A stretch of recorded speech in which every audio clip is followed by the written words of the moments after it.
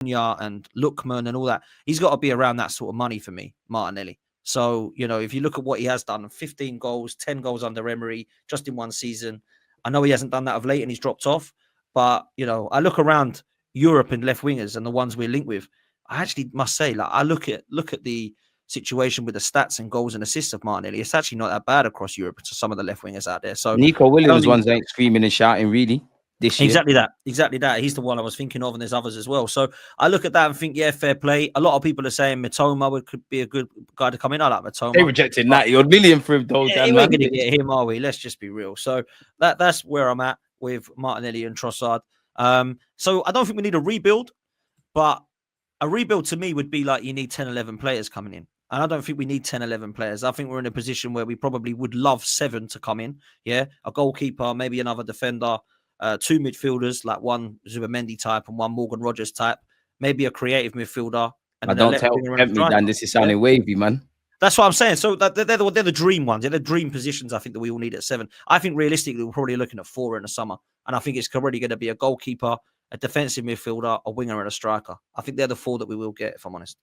I'm with you with that, and I'm even a bit pessimistic down on a winger, and I only say that because we are that sort of club. Nwaneri's emergence. I haven't seen him play left wing for us, but I reckon he could do a job. Obviously, he's shown he can deputise for Bukayo Saka. He's got a lot to learn in that kind of Odegaard role, but he's earmarked for that. Another role that I think, whether it's Odegaard's form or injuries, that we need to address. And Tuesday we have been linked with that Nepan guy. I just think they'll cut a bit of corners around Nwaneri, and bringing in a winger. I do think I am quite heavy on needing another defender, but I think we all keep talking about it, and it's a striker. I'm at the point of, bro, I'll be real, Isak could be the dream, and I'm going to ask you in a second about him. Isak, Osimhen, this one, that one, they'd all be great, but now I'm at the point of just sign a striker, and we can praise and critique their strong points later. We need a forward. Like, again, Dan has said it eloquently for the best part of half an hour. I'm sure you lot have said it. I don't think any Arsenal fan needs to explain why we need a forward. I think many fans love to hide behind the fact that we got 90-odd goals and set pieces. And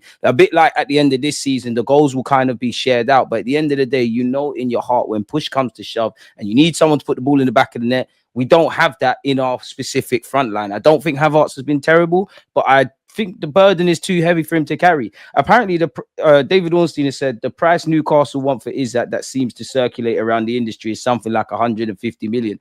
You did it. I know it's a madness. I would do everything I could to get this guy, man. If we could get Isak, I hear it. It would excite all of the fan base. Now, I'm not saying that Benjamin Sesko is going to be a horrendous signing. I don't know enough about him. I've not seen enough about him. The little I have, it doesn't massively impress me. I look at the goals that he has scored and I think, do you know what? Yeah, there's some nice strikes there. There's definitely all sorts of goals, and he's a profile that I believe Mikel Arteta has been looking at. But Isak's the guy, right? Isak's the one. If you've got an opportunity to get this guy, if it is 120, if it is 130, even if it rises to 150, I would do it. Even if I said to you right now, Isak's going to come in, we're going to get a backup goalkeeper, but not much else, I'd go on then. Let's do it. I can deal with it. Give Partey a new deal. Let's keep it moving. Yeah, I can deal with that. I can deal with Ethan. I can deal with Saka. I can deal with Martinelli. I can deal with Isak and Havertz coming off the bench. Let's just do it. Yeah, let's just do that. Because for me right now, if you add Isak and nobody else, I do think we win more games this season. Whether we win the league, I'm not sure. Yeah, that's another ball game. Might more, yeah. But I will say this: we've got an unbelievable opportunity of winning the league with Isak in the team, because there was a time where we were going through creating chances, fluffing our lines. Havertz missing, Jesus missing. At times, even Martinelli, Trossard, and Saka missing. So I'm looking at that, thinking we need that killer. Fact. And Liverpool in the FA Cup comes to mind. Bruv, that's a great example. Yeah, even West Ham at home in the Prem. Yeah, there's been many in the last couple of seasons. You think with an Isak, maybe we would have just got across the line. I don't know we would have this season, but we certainly wouldn't be 13 points behind them, and we'd probably be still in competitions, right? So I think there's an opportunity for Isak to both stay at Newcastle and leave. I don't just think it's Premier League clubs that will be interested in him. I do think Barcelona, maybe PSG, maybe Bayern Munich, maybe some of these guys will be looking at him as well. But I will say this: if we Arsenal get him, man, if Arsenal get him, wow. And I'll happily put him on 300k a week alongside Saliba and Saka if we can and can afford it, because that guy is an absolutely elite baller. And he's, for me, probably the wanted striker right now. I mean, Haaland's going nowhere. Kane, there's rumours about it, but I think he'll probably end up staying. You've obviously got Victor Gyökeres. He's the other guy that I would take after Isak if you can't get him. Yeah, 84 million release clause. Go and get him. He's scoring goals galore. So they're the only two that I want. I don't want Seskos and Jonathan Davids, and I don't really want the likes of strikers coming in like Boniface and all that. I just want to go and get someone who's ready now. And he's ready now. He's scoring in our league. Let's go and do it. And, you know, the number 14 shirt's waiting there for him. Apparently, he's a big fan of Arsenal. Just go and make it happen, man. That would just lift the crowd. It would lift the team. It would lift everybody. Saliba and Saka are looking at that sort of signing, thinking, right, okay, we're serious. They might be serious. I'm staying, you know. I'm happy I'm staying. Give me the contract. That's what I want to see. If we go and buy Jonathan David on a free and we bring in, let's say, I don't know, a good half-decent player that I'd like, let's say Brian Mbeumo or Kudus, still don't think as much as that's a good signing, that's good enough to keep the likes of them happy, man. So that's where I'm at. I'm with you with that, man. Like, Isak could be the dream. It's win now mode. He's Premier League proven. I mean, everyone and their nan would love him. I don't want to put him in the same bracket as Alan Shearer, but I'm sure if I spoke to Newcastle fans, they're having that conversation, which speaks volumes of how good Isak is. I think we're more likely to get one of those kind of project-y players, like the Sesco's, ones that could be rotated in and out. You know, do you feel Kai Havertz's contract, not to be a pocket watcher, but do you think Kai Havertz's contract indirectly could shoot Arsenal and specifically, or indirectly, Arteta in the face? Because Isak could be on big money, or any striker we sign is going to be on big money. Nico Williams is on big money already. You're moving to London and the Prem. Why on God's green earth would you take any sort of cut? You said it earlier about Saka and Saliba's new deals, and there's everybody else that we have to do. And while we might be cash rich, I think you in your line of work making content, you see and read all the articles. We're kind of being briefed that the club might not be under any sort of danger with PSR, but it seems like there's a mandate internally to tread carefully. So do you think that Kai Havertz's deal or wages could impact us? Do you think we should set our expectations accordingly in the summer and not really get too excited as well? The Kai Havertz situation is a really, really frustrating one for me. Because as much as I don't mind the signing in terms of a contribution player to come on and be a squad player who can give us something different dimension, hold up play, link up play, get some goals, score some different types of goals, cool. More than happy with that. If you said to me it's going to cost me 65 million and 290,000 pounds a week, I would have said, nah, let's go and get somebody else. Because Kvaratskhelia was for 63 million, bro. And he's on about 140k a week. So that's a better deal, right? So the Kai Havertz deal was completely fallen flat on his face. Let's remember as well that he was an actual attacking number 8 when he was brought in. The experiment didn't bang. So I honestly don't really understand how there can be anyone that believes this signing is a quality signing. It's a good signing in terms of what he's brought to the side and the contributions that he's had. But you look at the wages and the marquee signing that he should have been, and it's been a poor one. Yeah? Arteta has to hold that. That's your fault, Arteta. Like, we can get the cronkies, but that's your fault. He has to hold that. And do you know what? The difference between him and Nicolas Pepe is that Havertz is surrounded by better players. Because Nicolas Pepe at 72 million, which I still don't think is his fault, by the way. And again, I'll say it, I don't think it's Havertz's fault either. They're just doing what they're doing, right? They're not picking their fees. Yeah, anyone to see that. Yeah, we spent this much money on both those players and neither of them worked out. The difference is Pepe was surrounded by trash. Still won an FA Cup with that trash, by the way. Kai Havertz is surrounded by some quality. Star boys and everything. Yeah, that's the difference. Pepe was scoring goals and creating. At one stage, Pepe was our top scorer of the season. Yeah, there's no difference with these two players, in my opinion. Pepe's got more tech. That's about it, and he looked more skillful on the ball. That's literally it. So these two signings have been poor, and unfortunately, Mikel Arteta has to hold it L for that and fall on this sword. And the problem he's got now is he was stuck with Havertz, and is he really going to be bringing in another top striker, putting him on mad money? And Kai Havertz is his guy. That's what I need to be seeing. And you know, if you sign a striker and a centre mid, Kai's already on the back foot in Arteta's mind, or to me anyway. Yeah, that's why I've said don't rule out Kai playing in this attacking 8 next season for a few games again, because that's what he seems to want to do. Buy this striker and drop him deep. It does not work, man. It does not work, man. I can see. Do you know what, Dan? I can see everything, man. Because I'm at the point, like what you said, like we're at where we're at with Kai. I don't think he should have been bought. Definitely don't think he's worth 65 million. Don't think we're moving him on. Don't think he's going to move on. If I'm honest, it's probably painting a bit more of a picture on the club than us, but he is one of our top attackers and probably one of our more reliable attackers, which kind of paints the issue.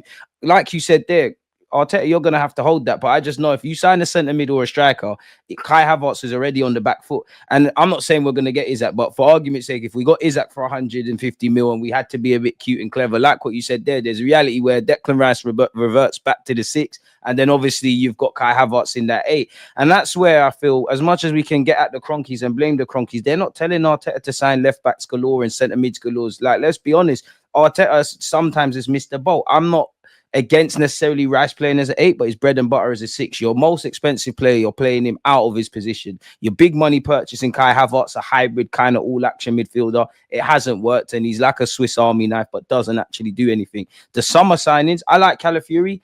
Liability defensively, Lewis Skelly's taking his place. Marino's doing the thing up front, does not take anybody's place in midfield. So we signed no game changers. And so it feels for me that it's almost like we're either trying to win it in a different way or we're being very naive about how we're going about things or everything. And that's before we talk about January and negligence. And I want to get into this if I share my screen. Yeah, obviously you would have spoken about it already. Like, there's been 4 the shortlist has been whittled down to 4 candidates. It seems like Andrea Berta is still shortlisted and ahead of everyone. Do you feel like he's the guy from what you've read? And also, do you feel like you've kind of set Albert? Do you feel sorry that they've set him up for failure? Because as much as I think he's experienced from what I can read, he can't change everything. He can't do everything. And it's like us fans have to be forgiven for thinking, you know what? That's how bit I hope he's going to get things done. But where are you at with his appointment? And yeah, like, do you think they've set him up for failure? Because surely he can't do everything alone in a matter of months. Bearing in mind we lost Edu in November and it's now March. Listen, the only appointment that excites me is Andrea Berta. I don't want Jason Ato anywhere near the club, but unfortunately he's going to have to stay in this little interim role. I find it actually insulting that they said that he's been very, very impressive by the work that he's done, because he hasn't done anything, whether it's be a player sale or a player bringing in, man. It's absolutely, it's just a horrible thing to say. Then you've got Roberto Olabe, who, to be fair, I would be okay with, but he's not my number one. Scoro likewise. And then Dan Ashworth, I need him kept away, because if we did get rid of Arteta, we'd want Southgate. So I want him gone, man. Nowhere near us. So really, there's only Andrea Berta. And when you look at the level of experience and the quality and the mentality and what they've done in the game and what they've won, you have to look at him and go, wow. Because working alongside Diego Simeone, they're at the moment, I know that he's available now, but obviously he's been up to this point there. I think you look at what they're doing and what they've done over the last decade together, I think it's been incredible, if I'm honest with you. I think it has been. To go and actually win titles like Simeone has, with Ronaldo and Messi playing for both Barcelona and Real Madrid at the same time. They're both playing against them. And you are in the situation where you're still winning trophies, Champions League finals, Europa League wins, La Liga wins, Copa del Rey. They've got an unbelievable opportunity this season of winning La Liga again. They're in the Copa del Rey. They've got Madrid in the Champions League. He's doing it again, Diego Simeone. Yes, he hasn't won anything for 3 years, and there should be pressure on him. However, the guy's got credit in the bank because of what he has won. He's proven to win. He's a CV that says, I win. And that's why I love what Diego Simeone does. And a lot of people don't like him because his style and stuff, but you cannot deny the fact that Arteta's playing that far, ain't that far off. Exactly. Maybe Berta could be great in that regard. It is incredible, man. So look, that's where I'm at. I look at the scenarios right now and I think, okay, we can get Andrea Berta. I look at the list of players that he's got. Yes, he brought back the likes of Torres again, and he brought back the Griezmanns again. But other than that, he's got Luis Suarez in, he's brought Rodri in, he's brought Julian Alvarez in of late, and the list go on with Mateus Cunha and Diogo Jota before they were even Premier League players, right? So this guy can spot players, he can spot talent, and he can attract them and make a profit as well. And he can, and he's good with that. So for me, I'm looking now thinking, okay, work alongside Mikel Arteta. Hopefully they have a good relationship. I don't want one of them shouting over the other. I don't want one to be stubborn and the other not. I want them to work together as a team. I want them to learn off each other. And I want them to have the same... Might get Benayoun as well, but carry on. I don't even want anybody. I don't want Mertesacker to go into this role, or Thomas Rosicky to come into this role, or Yossi Benayoun, or Jack Wilshere to say, actually, I'm done with management already. I fancy this role, or Kolo Touré or Gilberto Silva to ring up. I don't want any of this crap, man. No more ex-players. People who know what they're doing. Experienced men. There's no experience at ownership level, board level, or management level. So let's get somebody in who's been there and done it. And I think Andrea Berta would be absolutely superb. But I think it would be not only a magnificent signing, but it will allow our summer to be exciting too, because I think it would be interesting to see how different it would be with Andrea Berta at the wheel than it was and has been with Edu and co previously. Facts. Do you think he will be given, like, because you touched on it there, yeah, but like, you don't want them shouting at each other or something along them lines. I think you're bang on. But do you think the Cronkies will give him as much of a say as Arteta? Of course, they'll butt heads. One man might win the argument, another. But it does feel like whenever... Obviously, there's been times Arteta's probably had to work with trash. But it does feel like when we're making long-term big money purchases or proper unpopular decisions, it does feel like they lean towards Arteta, whether that's the multiple contracts, in particular Aubameyang, whether that's keeping Granit Xhaka when the world wanted him gone, obviously the 65 million on Kai Havertz. The Athletic said Mikel Moreno weren't universally agreed within the boardroom. Arteta wanted that. Like, do you think Berta will win his way, and do you think he should be being able to win his way? Because we tried the two young, the young sporting director, the young manager, it didn't work. Now we got an experienced man. Let him do his thing, because we can't afford to fumble this window. If he comes in, he needs to be the most important voice at the club, or at least have a powerful voice on the same level as Mikel Arteta. He can't be put below him. He can't be put, in my opinion, above anybody. But if anyone was to be put above anybody, it would be him, because he knows what he's doing. So I think this appointment needs to be seriously looked at as, you're the guy we're keeping, whatever. The manager has got a powerful voice, but his job ain't safe, whereas yours is.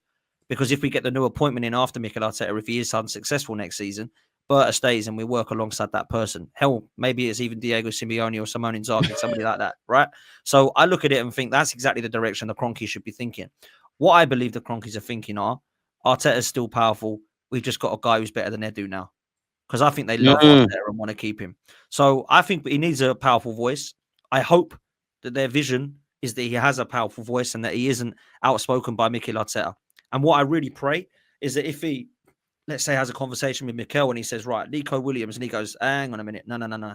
He's not been very good this season. I've got massive concerns about this. Why don't you look at this guy instead? I don't want Mikel Arteta to go, no, you know what you're talking about, mate. I want Nico Williams. That's the player I want. I don't want nothing else. Like, stop the spoiled kid thing. Exactly that. Yeah, exactly that. Because he wanted Fabi Vieira. Yeah, he wanted Lokonga. He wanted Tavares. He wanted Marquinhos. Well, that's probably Edu, to be fair, in his defence. Even if I'm devil's advocate, Declan Rice, could you have got a 6 for cheaper? I'm not saying I don't want Rice. There we go. Like, look, I love Declan Rice, but you're right. And I think that's what Andrea Berta would do. And he'd be there alongside saying, right, I love Declan Rice, but you spent £105 million on him when really we need to do X, Y, Z. I like Calafiori and Marino as players, but do you know what? We could have probably done that better. I like the XYZ on players, but we could have probably done better. That's what he needs to now listen to. He needs to be that David Dean figure that was for Arsene Wenger. Because that's what Arsene Wenger needed him. If Arsene Wenger and Sir Alex Ferguson and Jose Mourinho all needed a right-hand man, trust me, Mikel Arteta does. Yeah? So Save him from the madness. Yeah, let's hope that Berta could be that guy, man. That's what I'm praying. I think you're bang on the money. Before I let you get out of here, let me ask you 2 more things. We were speaking about Partey earlier. He's drawing interest from Barcelona, Juventus, and PSG. Charles Watt said that we haven't started contract talks. What do you think? That's the writing on the wall? And obviously, like, where's your thoughts in relation to Man United? Because it's going to be Mikel Arteta's 200th game. I think we're going to batter Man United. If I'm honest, I think we're going to win about 3-1, and I hope we do. But Gary Neville said something on the overlap. He's like, these are the games Man United typically win, and I don't think he's wrong. But yeah, where are you at with those points? So firstly, on Partey, I think that we should give him a year extension. Because I feel like the strength and depth in midfield